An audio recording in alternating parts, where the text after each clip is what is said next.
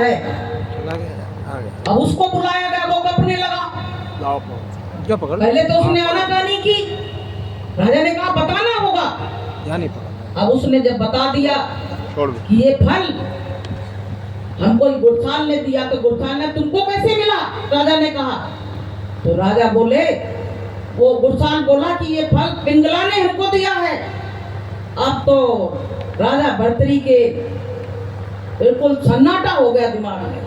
बोले मैंने इतना प्रेम किया अपनी पत्नी से, और ये पत्नी ने क्या हाल किया? बोले उसको तो बताया नहीं पिंगला को।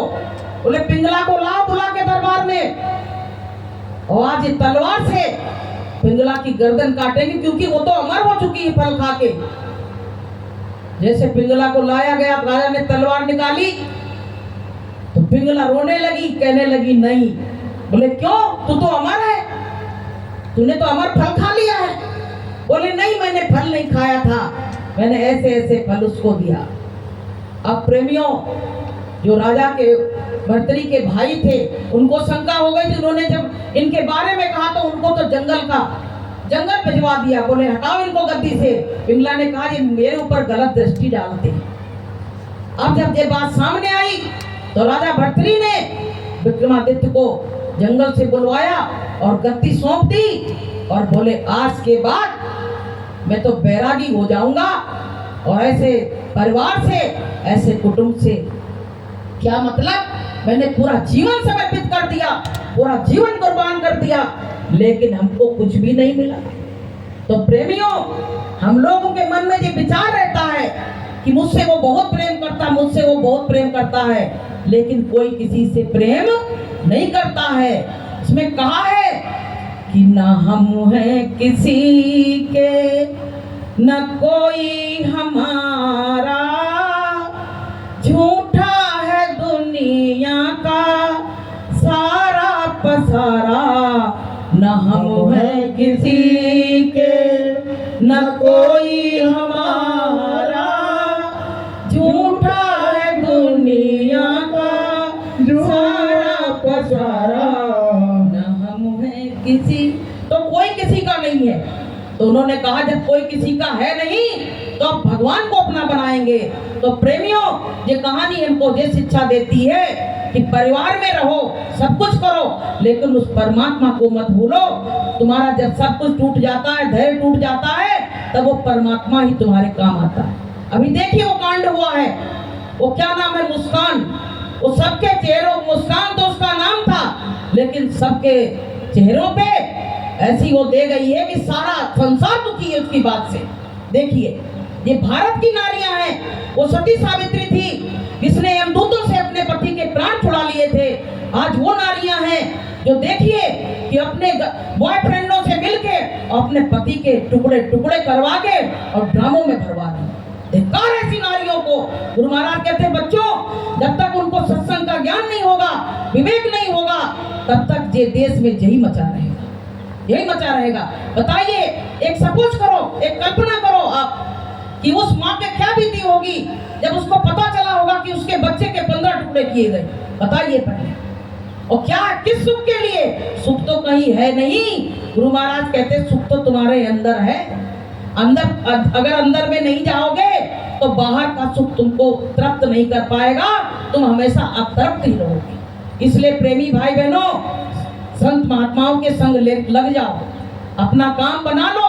नहीं तो पता है यहाँ तो जो किया उसका तो पाप पूरा देश थू-थू कर रहा है, और वहाँ यमदूतों की मार पड़ेगी।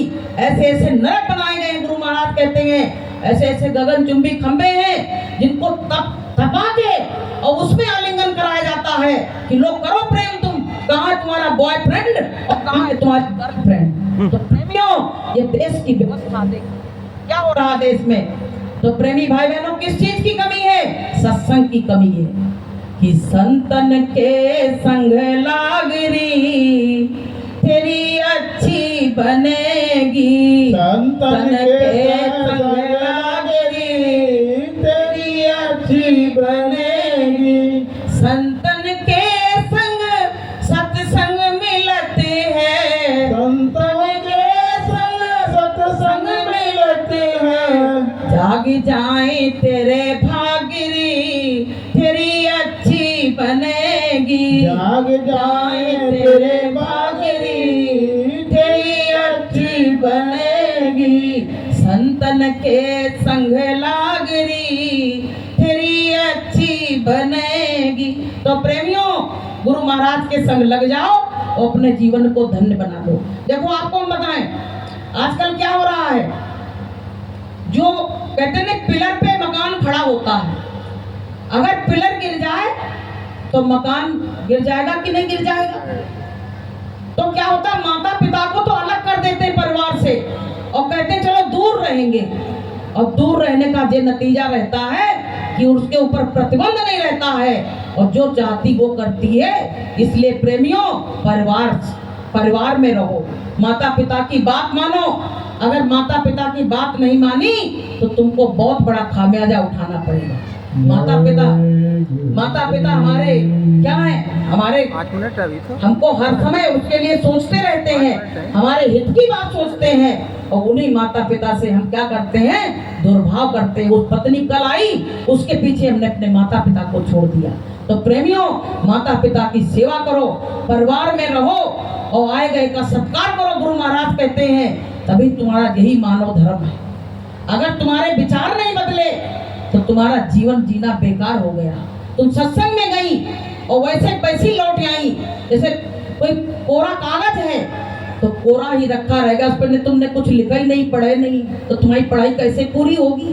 तो प्रेमियों, हमको सबको सत्संग में जाके अभी इतनी बातें अच्छी बताई गई हैं। अब हमको क्या चाहिए, इसमें कि सार को गह लिए थोथा दे बहाए, और साधु वैसा चाहिए जैसा शुभ सुभाए। सार बात को ग्रहण कर लो और बाकी बातें जो हमको हटा दो और अपने जीवन, उसमें कहा है कि मुझे अपना जीवन बनाना न आया, मुझे अपना जीवन बनाना न आया, रूठे प्रभु को मनाना न आया, रूठे प्रभु को मनाना न आया। वाला माइक ले लेना तुम। भटकती रही दुनिया बालों के दर पर, भटकती रही दुनिया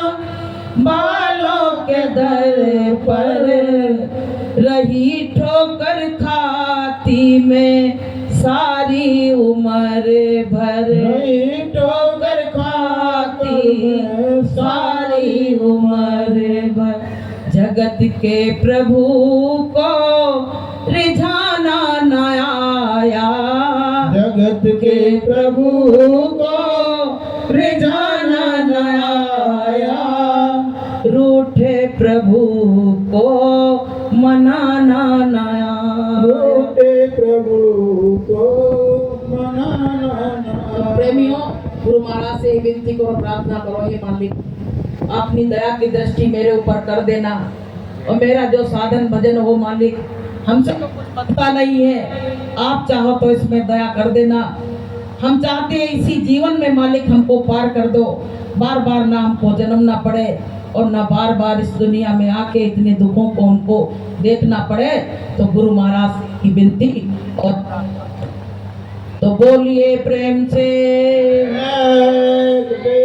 जय गुरुदेव।